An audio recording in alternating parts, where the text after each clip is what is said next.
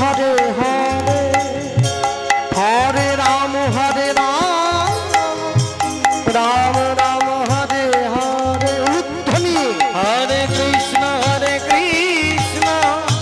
কৃষ্ণ কৃষ্ণ হরে হরে হরে রাম রাম রাম হরে হরে হরে কৃষ্ণ কৃষ্ণ হরি বল হরি হরি বল। হরে হরে হরে রাম রাম রাম হরে হরে হরে কৃষ্ণ কৃষ্ণ কৃষ্ণ হরে হরে। প্রেম সে হরে রাম রাম রাম হরে হরে হরে কৃষ্ণ কৃষ্ণ কৃষ্ণ হরে হরে। হরে রাম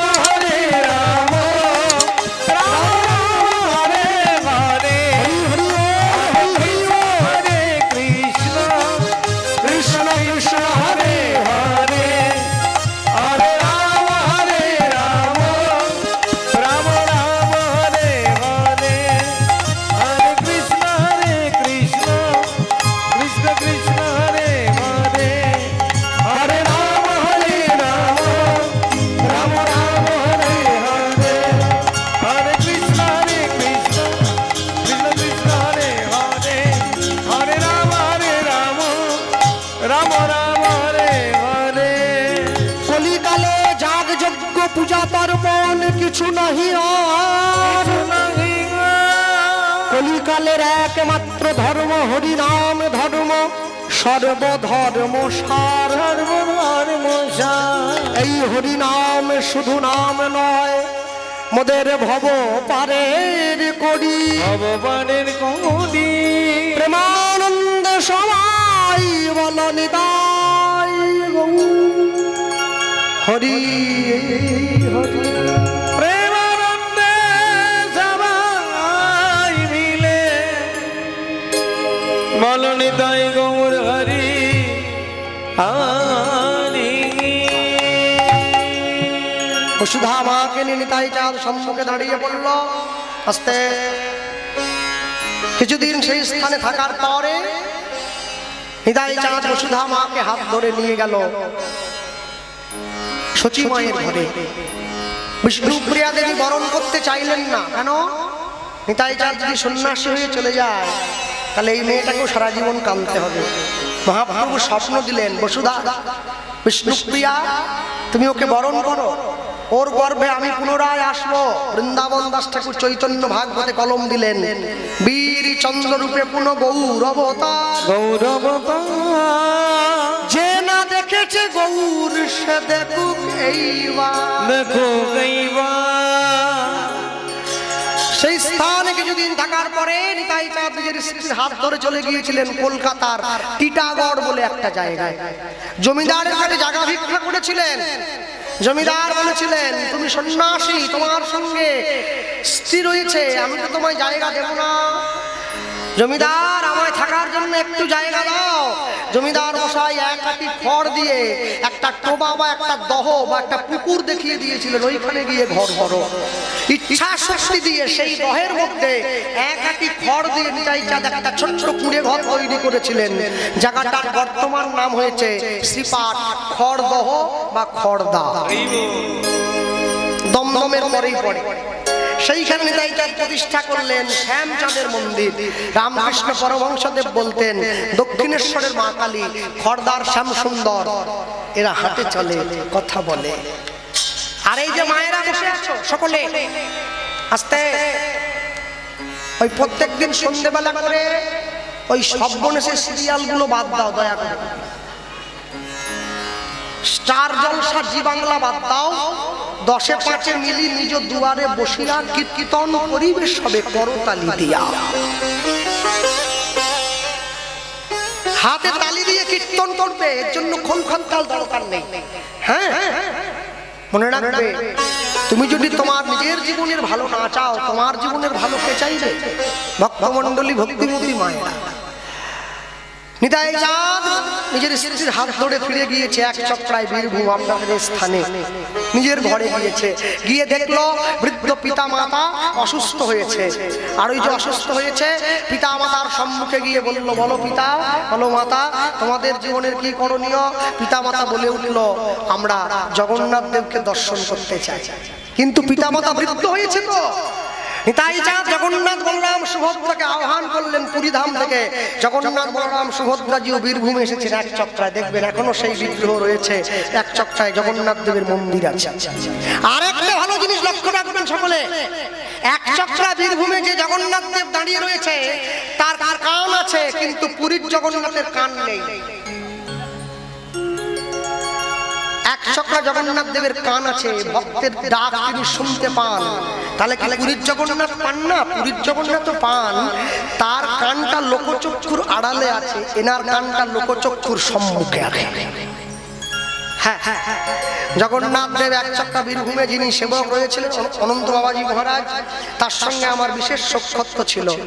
আমি রাত্রেবেলা দেখছি বাবাজি জগন্নাথ দেবকে শয়ন দিচ্ছেন, আরতি করছেন, কিন্তু হাতে ঘন্টাটা বাজাচ্ছেন না, ধরে আছেন, এমনি ঘুরাচ্ছেন। তাই ভাবলাম বয়স্ক মানুষ হয়তো ভুলে গিয়েছেন, আরতি সমাপন করে বেরিয়ে এসছেন, মন্দিরটা বন্ধ করেছেন। আমি বললাম বাবা একটা কথা বলবো। বলছে বল। আমি বলছি বাবা, ভগবানকে আরতি করার সময় ঘন্টা বাজালেন না কেন? বলে এই তোর চোখে যদি ঘুম থাকে, ঘুমের সময় যদি তোর চোখের সামনে গিয়ে টং টং টং টং করে ঘন্টা বাজাই, তোর ঘুম হবে না? তা তো হবে না। বলে ওই জন্য তো জগন্নাথের সামনে বাজাইনি, আমার প্রভুর কষ্ট হবে না। এই হচ্ছে সেবা, একে সেবা, একে সেবা। শুধুমাত্র প্রেম ভক্তি দিয়া তারে ভজে যেই জন, সেই জন বুঝে পায় ব্রজের ব্রজেন্দ্র নন্দন। ভক্তমণ্ডলী ভক্তিমতী মায়েরা নিয়ে গিয়ে দাঁড় করিয়েছে, আর ওই দাঁড়ালো। তাহলে আমরা বলতেই পারি একজন অক্রোধ পরমানন্দ নিত্যানন্দ রায়, অভিমান শূন্য নিতাই নমরে অক্রোধ পরমানন্দ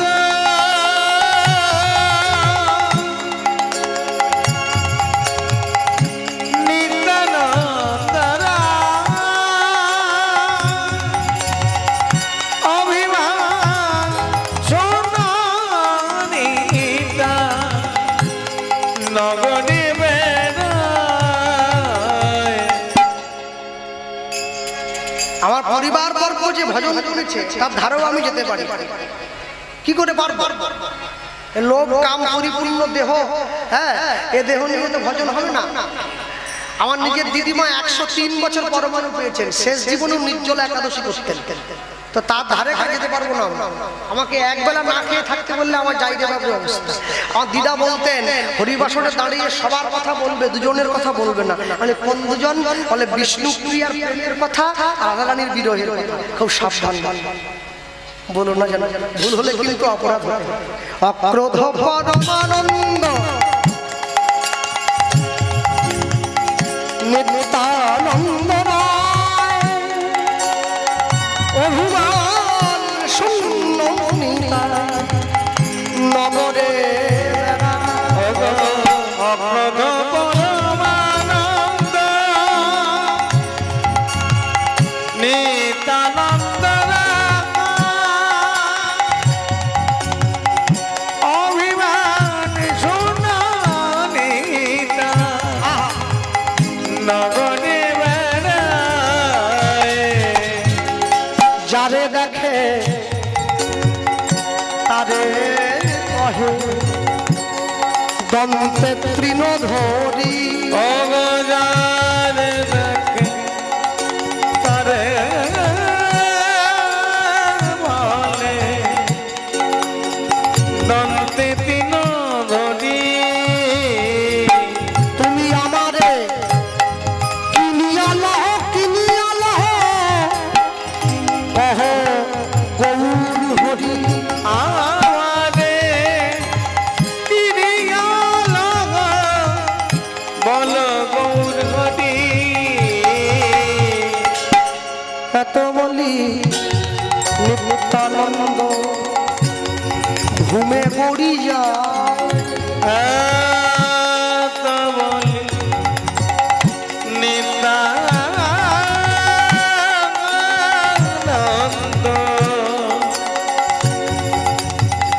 ঘুমে গড়ি যায় ওগো সোনার পর্বত জানো ধুলাতে লোটায় আমার সোনার পর্বত যেন দোলাতে লুটায় লোচন বলে হেন নিতাই যে বানা ভজিল অবল জান বলে মন নিতা জীবনা ভজিল দাস লোচন বলে মোর নিতাই যে বানা ভজিল দাস লোচন বলে মন নিতা জীবনা ভজিল বলি জানিয়া শুনিয়া সেই আত্মঘাতী হইল অবজানিয়া শুনিয়াছে আত্মঘাতী হইল ওগো জানিয়া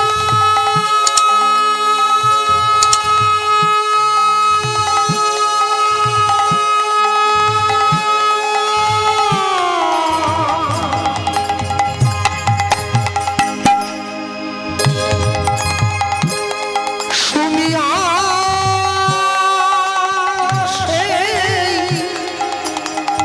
আত্মঘাতী হইল অবজানিয়া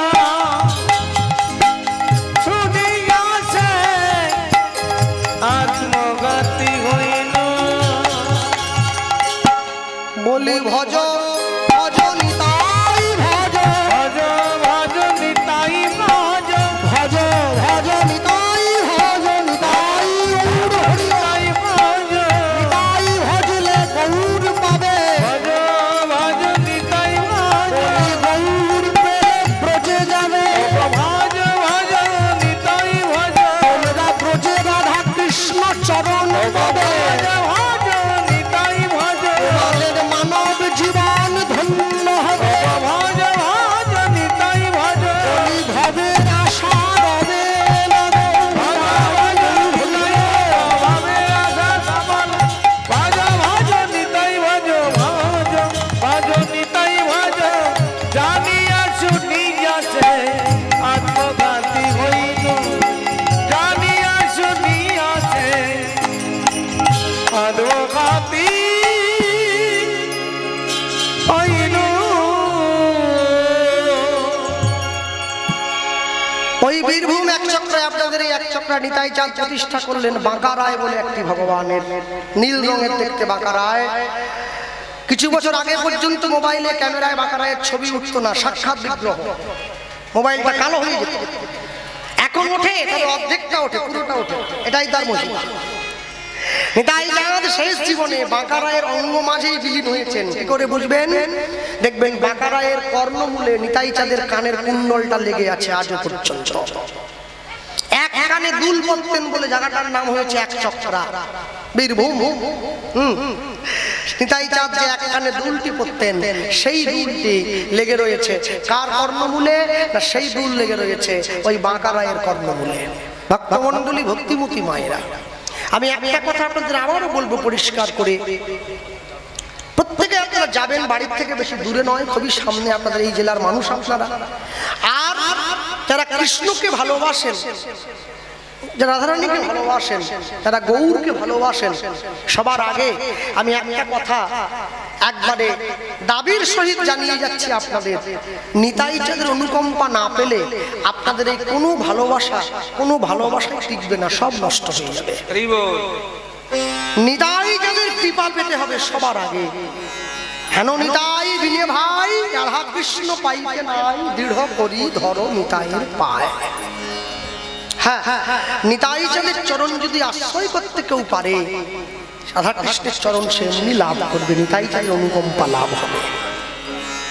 আশ্রয় করিয়া ভজে তারে কৃষ্ণ নাহি ত্যাজে, আর সব মরে অকারণ। হ্যাঁ, আমি বলতে গিয়ে বলবো, আমার পরে মাননীয়া কীর্তনিয়া মহাশয়া তিনি আসবেন, রাস পরিবেশন করবেন। তার আগে আমরা রূপের কথা একটু শুনব। রূপের কথা শ্রবণ করার পরে রাসের মধ্যে আমি প্রবেশ করিয়ে দিয়ে যাব, তিনি এসে রাস গাইবেন, তার পদ্ধতিও মিলে।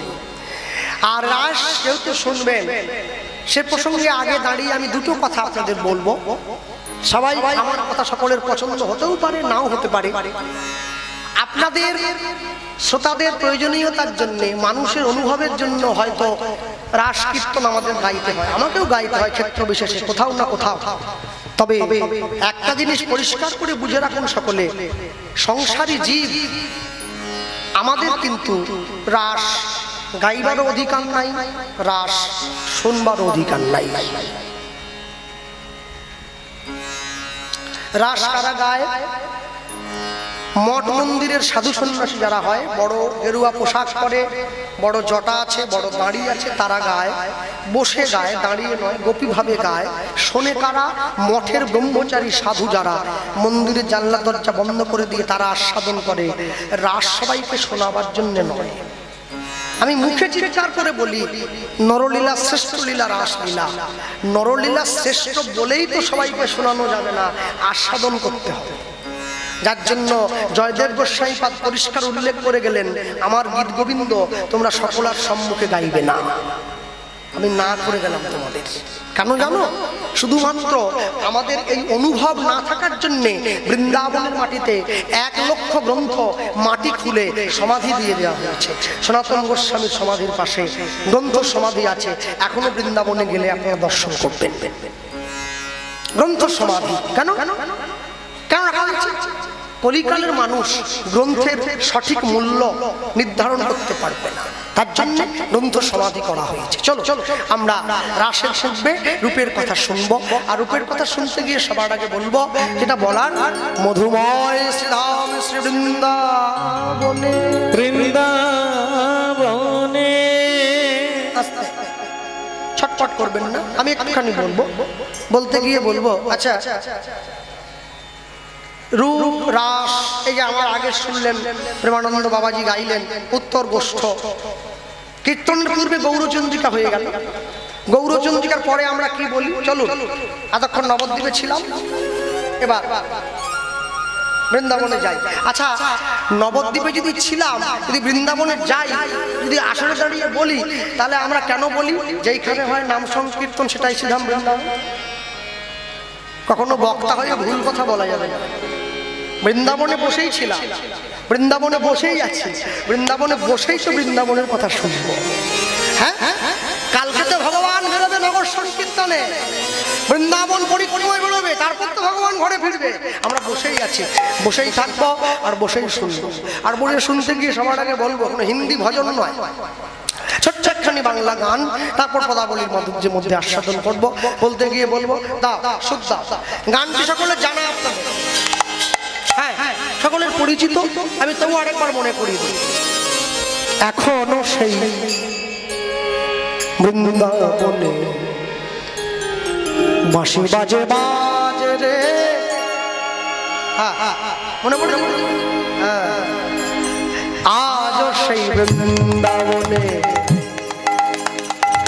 বাঁশি বাজে বাজে রে, আজও সেই বৃন্দাবন।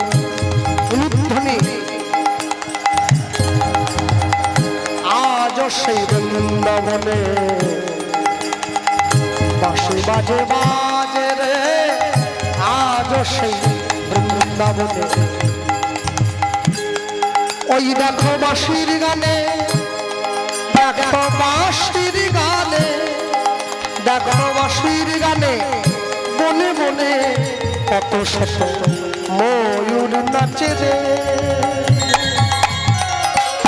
আজও সেই বৃন্দাবনে বাঁশি বাজে, আজও সেই বৃন্দাবনে বাঁশি বাজে, আজও সেই বৃন্দাবনে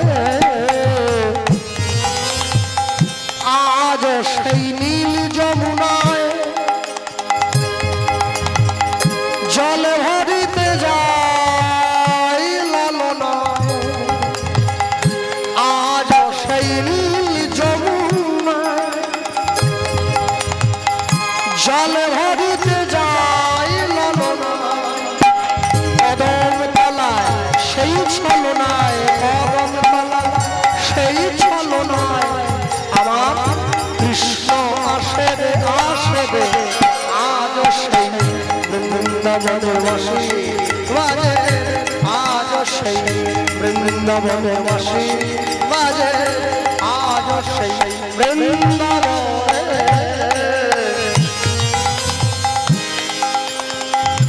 আজ সেই ব্রজবালা তারা কৃষ্ণের বাঁশি শুনে হয় উতলা আজ সেই ব্রজবালা কৃষ্ণের বাঁশি শুনে হয় উতলা গাছে বলো ফুলমালা গাছে বলো ফুলমালা রাখাল সাজে রে আজ সেই বৃন্দাবনে বাসি মাঝে আজ সেই বৃন্দাবনে বাসি মাঝে আজ সেই বৃন্দাবনে আজ সেই গাভীগুলি তারা ব্রজের পথে উড়ায় ধুলি আজ সেই গাভীগুলি তারা ব্রজের পথে উড়ায় ধুলি সভাসনে কোলাকুলি বন্ধু শোনে কোলাকুলি রাখাল শোনে কোলাকুলি বন মাঝারে মাঝারে আজ সেই বৃন্দাবনে বাসি বাজে আজ সেই বৃন্দাবনে বাসি বাজে আজ সেই বৃন্দাবনে এবার আজ সেই রাধা রানী কৃষ্ণের বাঁশি শুনে পাগলি আজ সেই রাধা রানী রাধা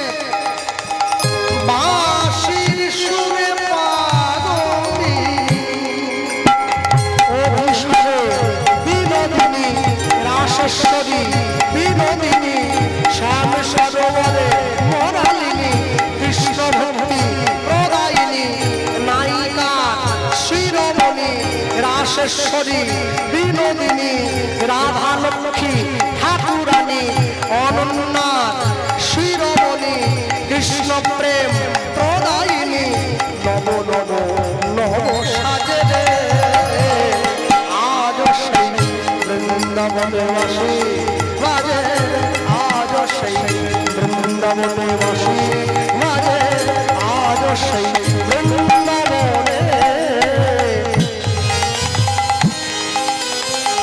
আমার আশা ছিল মনে মনে আমি যাব মধুর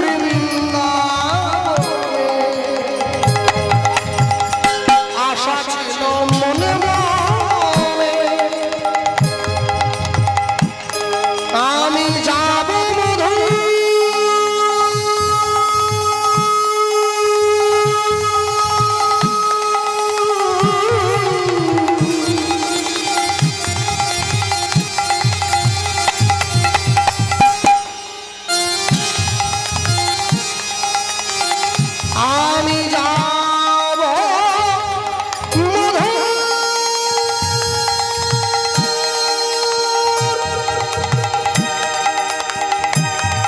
আমি যাব মধু সেই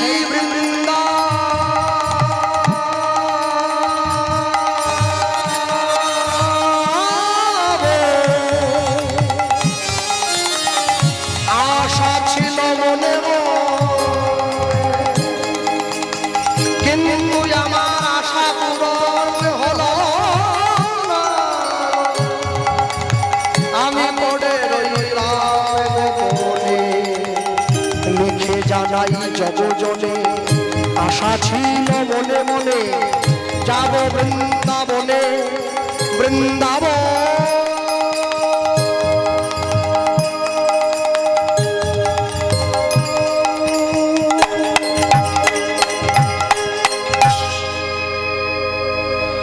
বলুন হিন্দি ভজনের থেকে বাংলা গানটা ভালো কি আশা ছিল মনে আমি যাব মধুর বৃন্দাবনে ভবা পাগলা রয় বাঁধনে ভবা পাগলা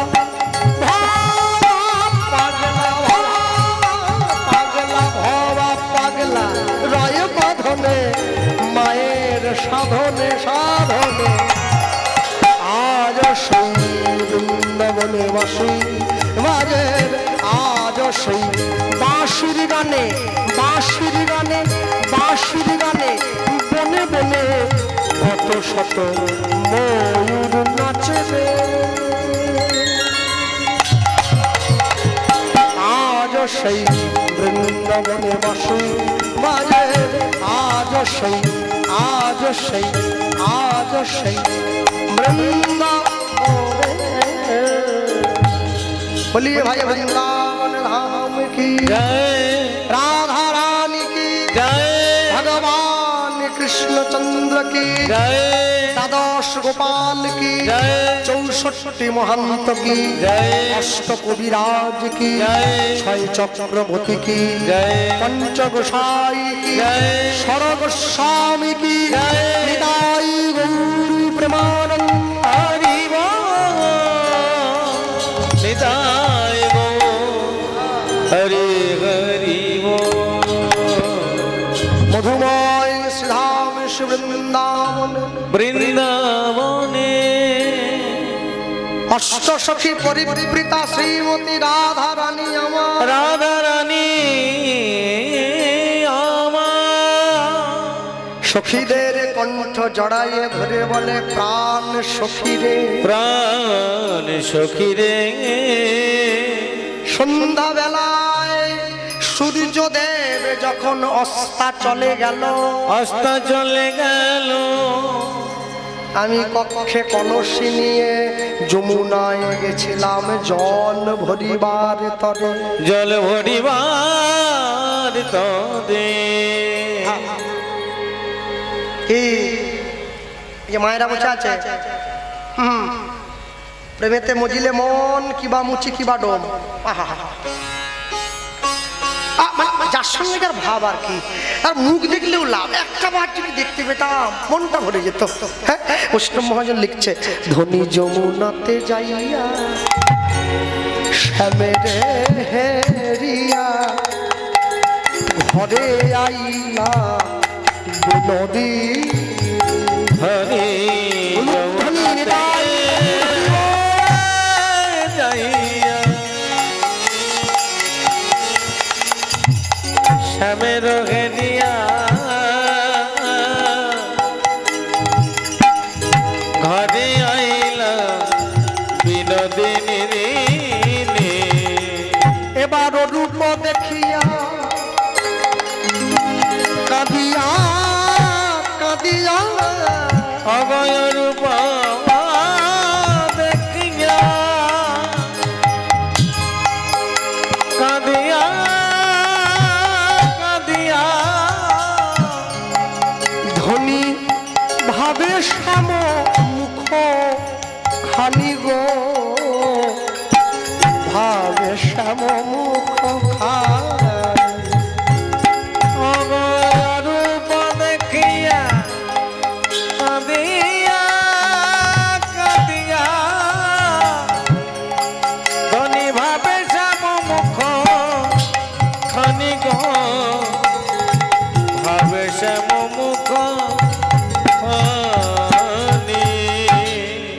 আমার জল ভরায়ার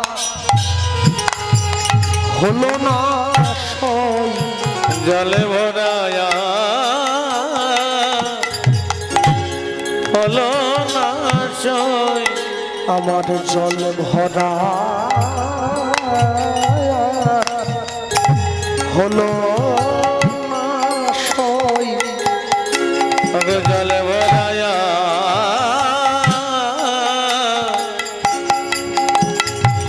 হলো না সই। জলের কলসি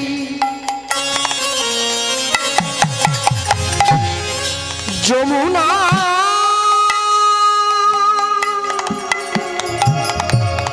ভেসে গেল। ওগো জলে ভরায়া হলো না সই। সখীরা বলছে এত কান্নাকাটি করার কিছু নেই। তুই বৃষবন্ধু রাজার মেয়ে, একটা কলসি গলে ভেসে গেছে গেছে তো কি হয়েছে? এর জন্য দুঃখ পাচ্ছে হবে, এর জন্য কান্দতে হবে, এরকম মাথার দিবি কে দিয়েছে? বাবা না না না, কাঁদিস না ও রাধে, কাঁদিস না কাঁদিস না কাঁদিস না। সোনা মেয়ে, লক্ষ্মী মেয়ে, কাঁদতে নেই। জল ভরা হয়নি হয়নি, একটা কলসি গেছে গেছে, এর জন্য দুঃখ করার কিছু নেই। রাধারানী আমার বলছে সখী জানিস, আমি ভরা জলে ঘরে ফিরে এলাম। জলে ভরায়া হলো না সই। আমি ভরা জলে, এই এবার কিন্তু বকা দেবো, খুব বকা দেবো, খুব। হ্যাঁ, হ্যাঁ, হ্যাঁ। জলের কলসি যমুনায় ভেসে গেছে গেছে গেছে গেছে। তা একবার বলছিস কলসি ভেসে চলে গেল, জল ভরা হলো না, আবার বলছিস ভরা জলে ফিরে এলাম। কি কি কি কি কি মাথা খারাপ হয়ে গেল? না না না, আমি নয়ন ভরা জলে ঘরে ফিরে এলাম। জলে ভরায়া হলো না সই। ওই ভুবন ভোলা রূপ আমার নয়নে প্রবেশ দিল। জলে ভরায়া হলো না সই। আমার নয়নে নয়, আমার মনে প্রবেশ দিল। ওগো জলে ভরায়া হলো না সই। আমি এখন উপায় কিবা করি, জলে ভরায়া হলো না সই। বলি উপায় কিবা করি।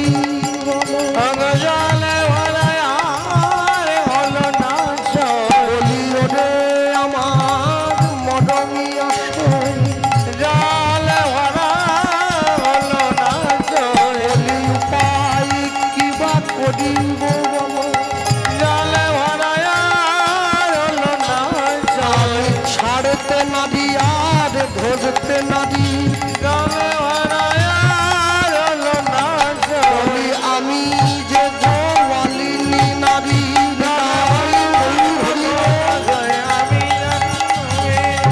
জলে ভরা হলো না সই। জলে ভরায়া হলো না সই। ছোট্ট করে মনে করিয়ে দিই একটু, রাধারানী দাঁড়িয়েছিলেন যমুনার ঘাটে জল ভরার জন্য গিয়েছিলেন। গোবিন্দ সেই সময় এসেছিল কোথায়? যমুনার ঘাটে। ঘাটে আসেনি, ঘাটে আসে কদম্বের ডালে বসেছিল, বাঁশি বাজাচ্ছিল। আর ওই বাঁশি বাজাতে বাজাতে এইভাবে মাথাটা নিচু করেছিল। এখন রাধারানী জলের মধ্যে নেমেছে জল ভরার জন্য। যেই গিয়েছে, গোবিন্দের যে চূড়োটা আছে, গোবিন্দের চূড়োর রূপটা কিরকম জানেন? গোবিন্দের চূড়োর রূপ কিরকম? সনাতন গোস্বামী পাদ ব্যাখ্যা করছেন। কি কি? ভূবতশ্চাপিলয়া সৎসদায়া হিরকন্মচীত সুন্দর ধূতি প্রাণগোবিন্দম সম্বুদ্ধবে তথা কথিত জগত সুন্দর ধূতি কতম প্রাপ্ত সদাভি প্রাণ কমলে वल्लभे रायक शशिवो विद्यां विद्याणं शशिवोमती सुंदर शशधार मुरलीक जनाजमज भव। কে লিখেছেন? সনাতন গোস্বামী গোবিন্দের চূড়ার সৌন্দর্য বললেন। শুধুমাত্র চূড়ার সামনের দিকটা, পুরো দেহ পড়ে রইল, মুখ পড়ে রইল, শুধুমাত্র চূড়ার সম্মুখটা বলতে লাগলেন। কি বললেন?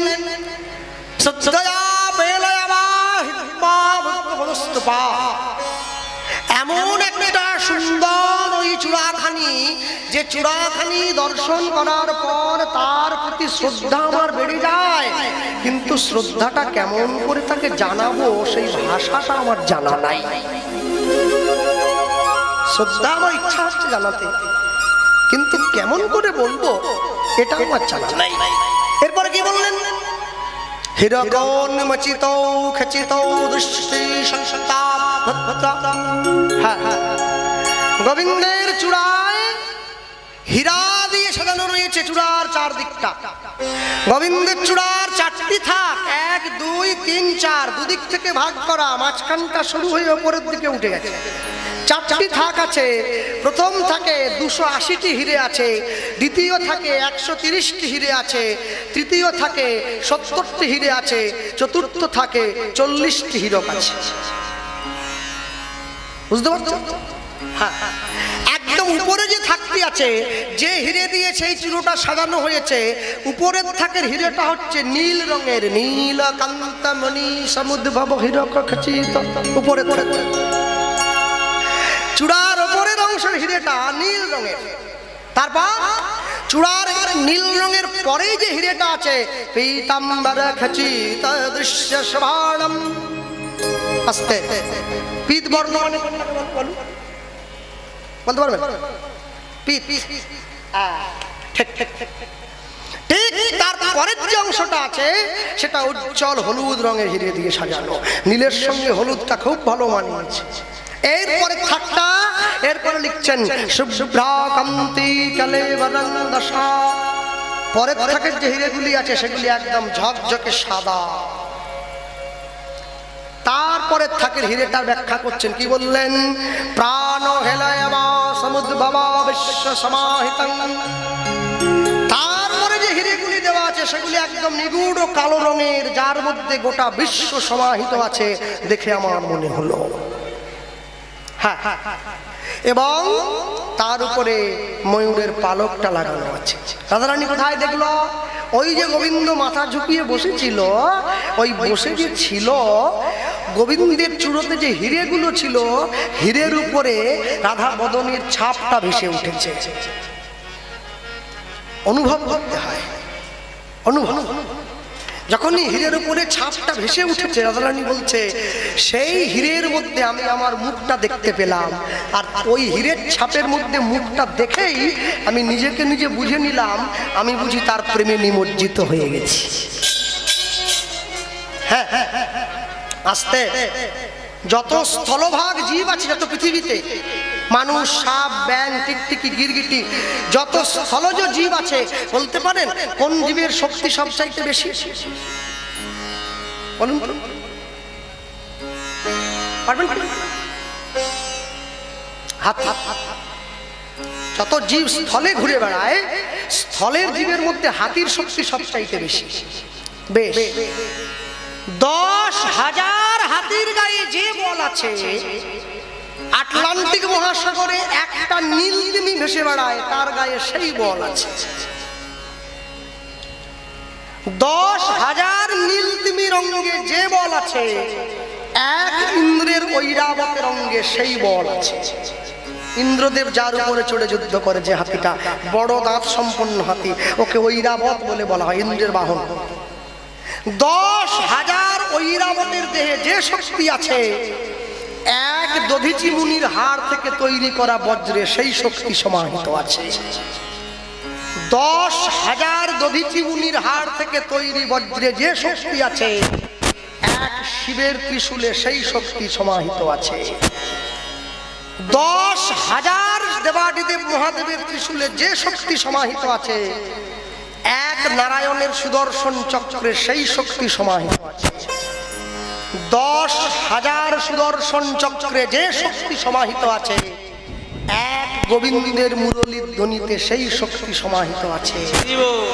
10,000 মুরলীর ধ্বনিতে যে শক্তি সমাহিত আছে, এক রাধা চরণ তলে সেই শক্তি সমাহিত আছে। হরি বল, হরি বল। তবে তো আপনারা শুনবেন মুরলিক গান পঞ্চম তান কুলবতী চিতচরণ। ঘরের মেয়েদের যদি বের করে আনতো আমি তবু বুঝতাম যে ওরা তো বিয়ে হয়নি, ওদেরকে একটু টাকা গয়নার লোভ দেখিয়ে ওরা বেরিয়ে নিয়ে চলে যাচ্ছে। কিন্তু কুলের কুলবতী বৌদের বের করে আনা তো এত সোজা নয়। পদকর্তা কি এত বোকা নাকি? কলম দিয়েছেন ঊর্ধ্বলিঙ্গ ঊর্ধ্বজনী ঊর্ধ্বরতি হয়, ঊর্ধ্ব না হইলে জীবে যাবে জমালয়। পুরুষের লিঙ্গ হয় মস্তকের মণি, তা লইয়া খেলা করে দেবপদ্মজনী। শ্রী রাধিকা হয় তার প্রেমের মহাজন, সেই মানুষের বাড়ে ওজন, তাকে বলে মহাজন। হরি বল। মহাজন কলম দিয়েছেন কুলবতী চিত্তচরণী। শুধু বৃন্দাবনের শুধু রমণী নয়, যারা কুলের কুলবতী বউ তাদের চিত্ত পর্যন্ত হরণ হয়ে গিয়েছিল বংশীর ধ্বনির তীব্রতা এত। ভালো করে লক্ষ্য করবেন, যাদের বাড়িতে ছবি আছে, বিগ্রহ আছে, রাধারানীর পাশে গোবিন্দ কিন্তু সোজা হয়ে দাঁড়িয়ে নেই, বেঁকে দাঁড়িয়ে আছে। কি বাঁকা আছে, সোজা নেই কেন? গোবিন্দর কোমরের ডিস্টার্ব আছে, কোমর বেঁকা নাকি? কেন বাঁকা জানেন? রাধারানীর প্রেমের তীব্রতা এত, গোবিন্দ রাধারানীর পাশে সোজা হয়ে দাঁড়াতে পারছে না, প্রেম তাকে ধাক্কা দিয়ে সরিয়ে দিচ্ছে, এত ভালোবাসে। তারপরেও সে বলে আমি আলাভোলা গোয়ালিনী, কৃষ্ণ সেবার কি বা জানি। আর আমি কি বলি? আমি সব জানি, আমি সব জানি। আর মহাপ্রভু কি বললেন? যে বলে আমি সব জানি, প্রভু তারে কয় আমি ক্ষমা মানি। বৈষ্ণব মহাজন লিখছেন কি, ওগো আমি একা কুম্ভ কাখে করি, যমুনাতে জল ভরি, একা কুম্ভ কাখে করি, যমুনাতে জলে ভরি, জলের ভিতরে সমুদায় সখী রে, জলের ভিতরে সমুদায় সখী রে, জলের ভিতরে সমুদায় সখী রে, জলের ভিতরে সমুদায় সখী রে, ফুলের চূড়াটি মাথে, মোহন মুরলি হাতে, ফুলের হাতে, মন মুরলি হাতে, ফুলের চূড়াটি মাথে, মোহন মুরলি হাতে, ফুলের চুড়ি মাথে, মন মুরলি হাতে, কোন কান জলেতে মিশায়, অগমন পানি চলতে বেশায়। যেই মিশিয়ে যাচ্ছে আমি সঙ্গে সঙ্গে ধরার জন্য ছুটে গেলাম, আমার মন হরণ হয়েছে তো জলের কলসি ফেলে দিয়ে আমি ছুটে গেলাম, ছুটে গেলাম অনেক প্রবন্ধ করি ধরিতে যাইনু হরি, হরি, ধীরে ধীরে কর বাড়াইনু, আর বাড়াইনো, কর বাড়াইয়া যাই আর না দেখিতে পাই, দেখিতে পাই, জলে পড়ে হাবুডুবু খাইনু, হাবুডুবু খাইনু। জ্ঞান দাসের বাণী শোনো রাধা বিনোদিনী, বিনোদিনী বৃথা কেন নেমেছিলে জলে, জলে বুঝিতে নারিলে মায়া, জলে ছিল অঙ্গ ছায়া, শ্যাম ছিল কদম্বের ডালে, সাম ছিল কদম্বে ডালে।